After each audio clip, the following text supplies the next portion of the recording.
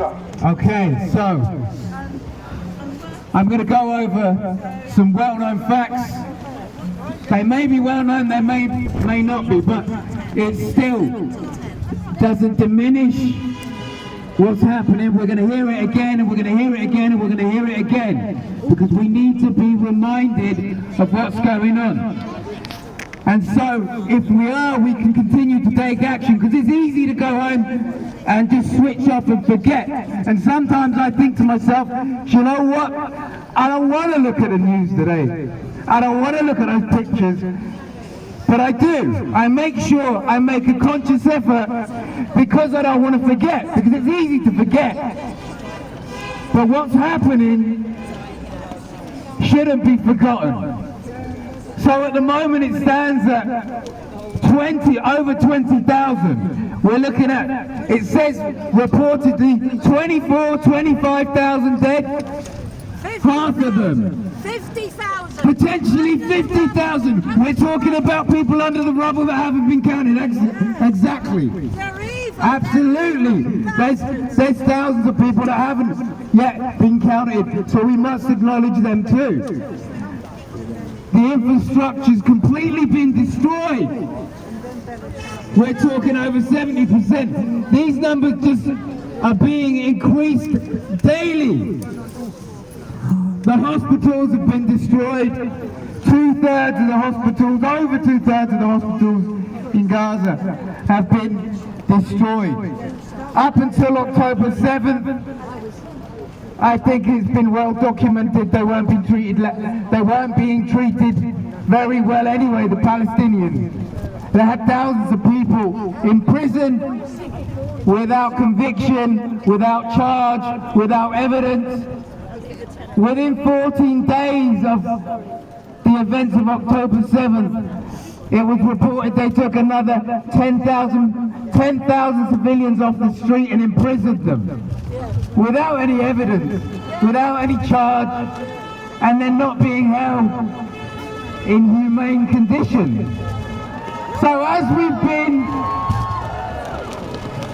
we've been discussing in terms of arms, the US military, or the US, is contributing billions of dollars towards Israel. They say about $3.8 to $4 billion a year annually in arms. And this is to be used against a civilian population, right? So well done to you guys. Unarmed civilian population. That's what we're doing, right? Killing civilians just for a bit of money. Okay. So then even our own government is complicit, massively complicit. I think they did, I read £800 million worth of arms deals with Elbit between 2016 and 2018. Shut Elbit down! Shut Elbit down! Shut Elbit down! Shut Elbit down!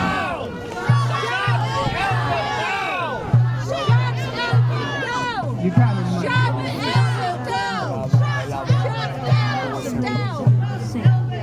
want to sing? Yeah. Okay. So, quickly going into some of the figures that the Times of Israel will like a bit of propaganda, right? So, how about this? The Times of Israel are claiming that every 1 out of 2 buildings that they destroy is connected to an underground Hamas tunnel. Right? Every 1 out of 2. So, with that, reportedly, I've only heard of, well, very few Hamas officials that have been killed, and that was in Lebanon. So that person, that individual was killed recently, and it wasn't on Palestinian, it wasn't in Gaza. So, with that many buildings that have been destroyed, you'd think they'd have reported more than one, which is to my knowledge. Also with that, they claim... Yeah, they apparently lost the statistics paper somewhere. They lost They must have done, they must have lost the demo, must have done.